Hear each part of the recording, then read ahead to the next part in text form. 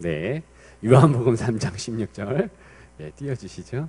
하나님이 세상을 이처럼 사랑하사 독생자를 주셨으니 이는 그를 믿는 자마다 멸망하지 않고 영생을 얻게 하려 하심이라. 아멘. 성경은 사랑의 이야기입니다. 우리가 읽은 본문 말씀 그리고 주바라기 찬양대가 찬양했던 주된 내용, 사랑하셨다. 세상을 사랑하사, 그 사랑 강조하고 있지 않습니까? 우리가 읽는 성경은 한글 성경이잖아요. 원래 쓰여진 원문 성경, 고대어죠. 헬라어로 기록된 원문 성경을 보게 되면 사랑했다. 제일 먼저 그 단어가 나옵니다. 사랑했다.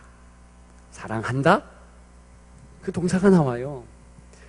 물론 부사구가 그 앞에 붙긴 하지만 동사가 먼저 나옵니다.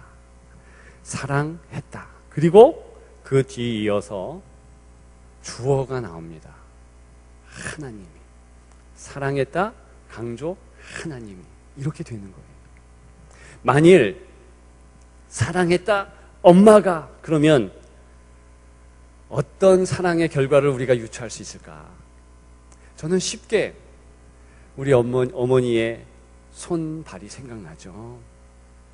손발이 다닳도록 고생하시네. 하늘 아래 금옷이 높다 하리. 우리 아이들의 노래 가사와 같이 사랑한다 엄마가 그러면 엄마의 그 손과 발, 자녀를 다 보듬는 그 모습이 떠오릅니다. 사랑한다 아빠가 그러면 아빠의 땀방울이 생각날 수 있습니다. 아침부터 늦게까지 열심히 자녀를 위해서 일하는 아빠의 땀방울, 그 모습이 유추됩니다. 하나님이 사랑하사, 사랑한다 하나님이 강조하고 있습니다. 그럼 한 번 더 생각해 볼까요? 하나님이 여러분들을 사랑한다. 여러분, 그 하나님의 사랑의 모습은 어떻겠습니까? 사랑한다 하나님이. 그 다음에 오는 사랑의 결과는, 사랑의 내용은 어떻겠습니까?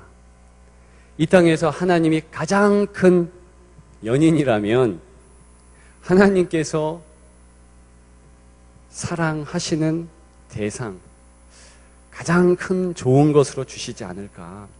게다가 사랑한다 하는데 밋밋하게 그냥 넘어가는 것이 아니라 사랑한다 이처럼, 이같이 사랑한다, 이처럼 사랑한다, 그렇게 부사어가 붙었습니다. 우리가 아이들에게 물어볼 수 있어요. 얘야, 너는 나를 사랑하냐? 그러면 아이들이 하늘만큼 땅만큼 엄마를 사랑합니다, 아빠를 사랑합니다, 목사님을 사랑합니다, 뭐 그렇게 말을 합니다. 똑같은 표현. 이처럼 사랑하사 할 때 그 이처럼은요, 가장 큰 범주로 사랑한다, 그렇게 말씀하고 있는 것입니다. 이처럼 사랑한다 하나님이. 그 다음에 그 뒤에 나오는 사랑의 결과, 어떤 결과가 있을까? 돈이 많은 할아버지가 손주를 사랑하면 어떻게 됩니까? 돈을 주겠죠. 제가 전에 교회 섬길 때 어떤 목사님이 설교하실 때 그 얘기 하셨습니다.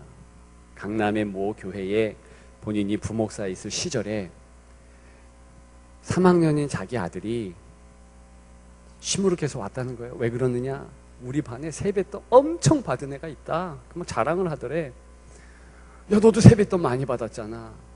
너 몇만 원 받았잖아. 그랬더니 하는 이야기가 걔네 할아버지는 2천만 원 줬대. 실제 이야기입니다. 2천만 원. 세뱃돈이 2천만 원이. 그러면서 이제 그분은 그 목사님은 그 할아버지의 이름도 가르쳐 줬는데 저는 안 가르쳐 줄랍니다. 어쨌든 모 회사에 재버리고 이제는 자꾸 했죠. 돈 많은 할아버지는 손주를 사랑하사 뭘 줘요? 돈 주죠. 그와 같은 방식이에요.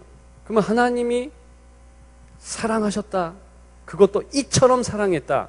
가장 큰 것 준다는 거 아니겠어요? 그 기대감이 있지 않습니까? 그런데 오늘 본문은 놀랍게도 그래서 독생자 주셨대. 저와 여러분들은 뒤통수를 얻어맞은 듯합니다. 우리가 원하는 것은 사실은 그게 아니잖아요. 하나님, 저 돈 좀 필요합니다. 저도 그런 기도를 예전에 많이 드렸는데 돈이 필요하잖아요. 또 때에 따라서는 돈만 필요합니까? 좋은 관계, 나 이 사람 때문에 힘듭니다, 저 사람 때문에 힘듭니다, 그런 것도 있을 수 있고, 자녀가 있다면 자녀의 평안, 잘 되는 일, 부모님이 계시다면 부모님의 안녕, 평강, 건강이 힘든 사람은 내 건강. 여러분, 그런 것이 우리의 소망 아니겠어요? 그런데 그거 다 빼고 하나님이 사랑하신다? 그래서 독생자 줬다. 헐. 여러분, 왜 독생자를 주셔요? 가장 필요하다고 느끼니까. 그 뒤에 읽어보면 이렇게 연결됩니다. 멸망치 않고 영생을 얻게 하려 하셨다. 멸망. 여러분, 오해하는 게 있어요. 우리는 아직 멸망 안 받은 듯 삽니다. 죽지 않은 듯 해요. 그런데 성경은요, 아예 진단을 해봅니다. 너 멸망 받았어.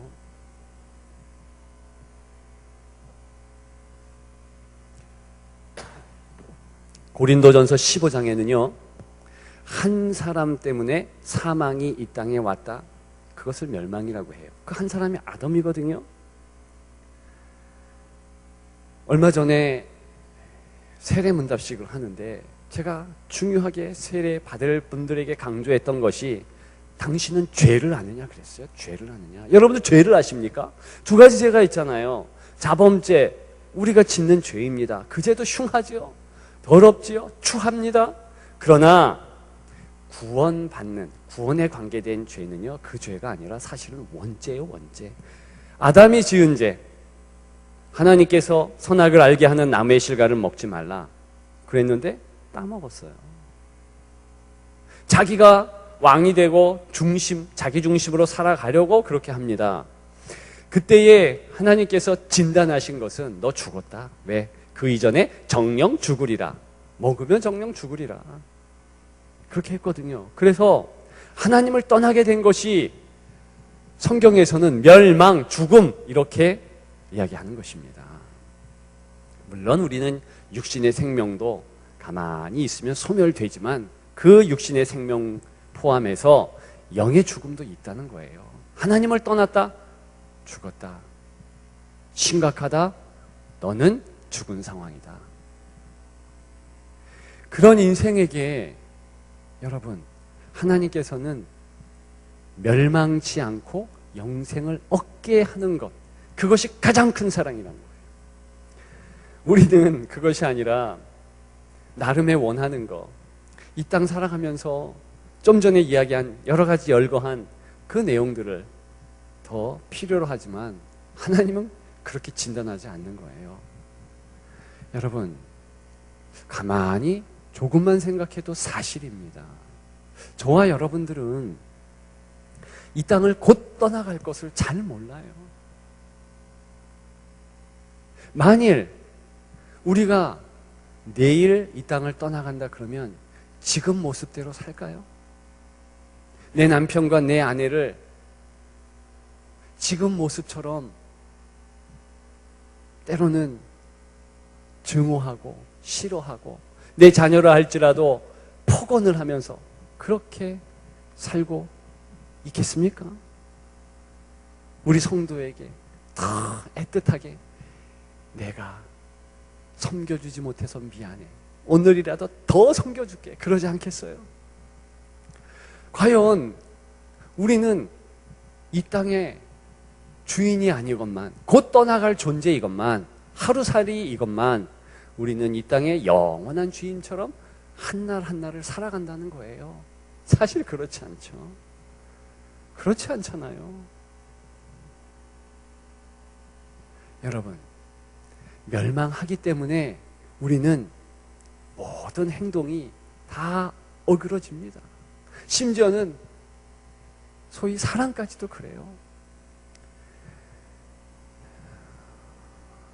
까미의 이방인이라는 소설을 보게 되면 주된 이야기 가운데 액자 소설이라 그러죠. 아주 격가지의 이야기가 하나 들어가 있습니다. 그것은 뭐냐면 한 가족의 비참한 최후와 슬픔을 얘기하는 거예요. 이야기는 이렇습니다. 한 사내가 고향을 등집니다. 25년간 객지에서 돈을 많이 벌어서 자수성가했어요. 25년 후에 아내 손잡고 어린 아들 붙잡고 그리고 고향으로 가죠. 그런데 엄마와 누이는 여전히 고향에서 여인숙을 경영하고 있었습니다. 놀래킬 심산으로 다른 여관에 자기 부인과 아들을 투숙해 합니다. 그리고 혼자 가죠. 그리고 모르는 척하면서 방을 잡습니다. 정말 엄마는 몰라보는 거예요. 내가 아들이랑 하면 얼마나 놀랄까. 그러면서 그 여주인 어머니와 누이에게 자기가 가져온 돈을 보여주는 거예요. 그 다음에 놀래키려고. 근데 그날 밤에 이 어머니와 누이가 그 투숙객, 아들 아닙니까? 오빠 아닙니까? 비참하게 죽입니다. 구체적으로 소설에는 어떻게 죽였는지 나오지만 비참해서 말하고 싶지가 않아요. 잔인하게 죽입니다. 그리고 돈을 갈취하고 그 시신을 강물에 내다 버린 거예요. 다음 날 아내가 오죠. 그리고 자초지종을 얘기하다 보니까 죽은 그 사람, 그 손님이 바로 자기 가족인 것을 알았습니다. 어머니와 누이는 어떻게 되느냐? 자결하죠. 비참하게 똑같이 자결을 하게 됩니다. 이것이 까미의 이방인에 나오는 한 가족의 비극이에요. 여러분, 엄마는 아들을 사랑하죠. 누이도 오빠를 사랑했죠. 그런데 이런 멸망받을 수밖에 없는 인생의 사랑은 끝이 그래. 왜? 사랑은 공의를 품어야 되잖아요. 사랑에는 거짓말 그걸 품지 않습니다. 여러분, 인생이 사랑한다고 하지만 어쩔 수 없이 편애를 할 수밖에 없어요. 2, 3부 때 색소폰 우리 교회에 동아리가 와서 해피 사운드라는 아주 잘하시더라고요.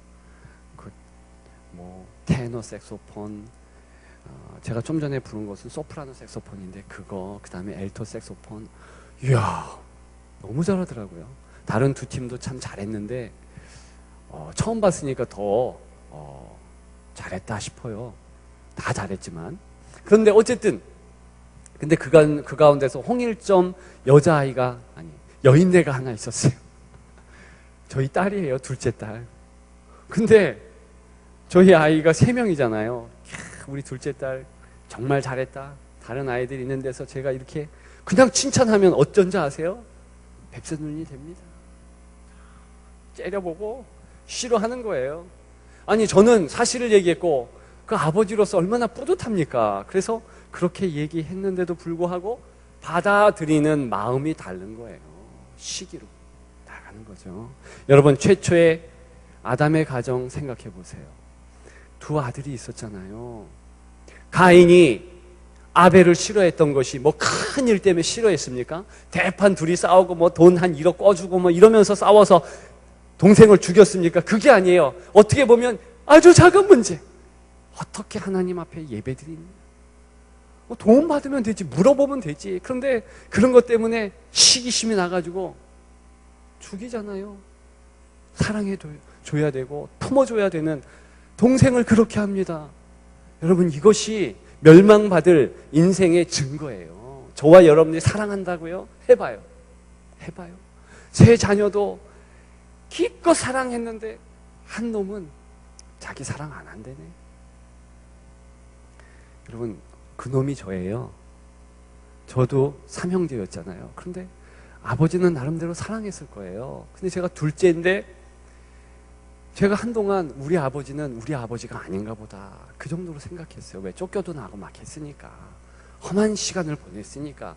그럼에도 불구하고 가만히 기억을 더듬으면 우리 아버지가 저를 사랑한 것은 분명해요. 그런데 단 한 가지, 몸 약한 우리 위청을 아버지가 더 챙겨줬다고 해서 저는 한동안 우리 아버지를 증오했어요. 왜? 편애한다고. 여러분, 인생이 희한해요. 사랑하면 사랑할수록, 아니, 과거 남편이지만, 아니, 어떻게 그렇게 비참하게 죽입니까? 아내를 그렇게 죽여요. 사랑해서 죽인대요, 글쎄. 여러분, 우리 인생의 사랑이 얼마나 비극적으로 결판나냐면은, 사랑하니까 전쟁하는 거예요. 사랑하니까. 옛날에, 지금 하는지 모르겠어요. 그 금요일 밤에 꼭 하는 것이 사랑과 전쟁이야. 이혼하는 남녀 실제 일들을 했어요. 그거 보면은요, 까무러치기 힘들어요. 여러분, 저와 여러분들이 한국을 사랑하면 됐지 왜 일본을 그렇게 증오합니까? 여러분, 이게 인생의 사랑이라고요. 인생의 사랑. 우리는 사랑을 하면 할수록 희한해. 이기심으로 가. 그래서 성경은 자기 사랑이라고 아예 네 사랑 잘못된 사랑이라 진단하는 거예요. 어찌 우리 사랑이 이렇게 됩니까? 그것은 멸망의 증거라는 겁니다. 따라서 하나님은 너를 멸망시키지 않겠다. 너를 살리겠다. 그 선포가 오늘 말씀인 거예요. 너 그 사실 알든 모르든 제일 필요한 것은 멸망하지 않고 영생 얻는 거야. 그래서 예수 그리스도의 피보혈이 필요해 주신 거예요. 그것은 다시 한번 생각해 보면 하나님이 사랑했기 때문인 거예요. 믿으면 아멘. 여러분, 그 사랑을 붙잡으십시오. 그 사랑뿐입니다. 우리의 사랑 어줍잖아요. 10중 8구 실패해요. 까미가 잘 본 거예요. 여러분들은 어떤 사랑을 원하세요? 돈 좀 있는 할아버지가 손주를 주듯 그렇게 돈을 줄 수 있는 그런 사랑? 마치 오헨리 단편소설의 크리스마스 선물에 나오는 남편은 아내의 머리 깎은 것을 모르고서 자기 시계 팔고 그래서 그거로 머리핀을 사고, 부인은 남편이 자기를 위해서 시계를 판지 전당포에 맡긴지를 모르고 그냥 머리 깎아가지고 시계줄을 사는 그런 애틋한 사랑? 여러분, 그 어떤 사랑보다 더 큰 사랑이 그리스도를 통해서 영생 주겠다 한 그 사랑인 거예요. 여러분, 그렇기 때문에 우리는 그 사랑을 붙잡아야 되고 그 사랑으로 인해서 기뻐해야 되며, 비록 지금 가장 힘들어도 건강의 문제, 또 자녀의 문제, 여러 문제가 있어도 여러분, 그것 신경은 쓰이지만 더 한 걸음 나아가서 하나님이 나를 사랑하시되 가장 큰 사랑으로 나를 영생하게 하셨다. 그 기쁨으로, 감격으로 나아가야 될 줄 믿습니다. 그렇게 여러분들이 감사가 넘치는 여생 되시기를 주님의 이름으로 축복합니다.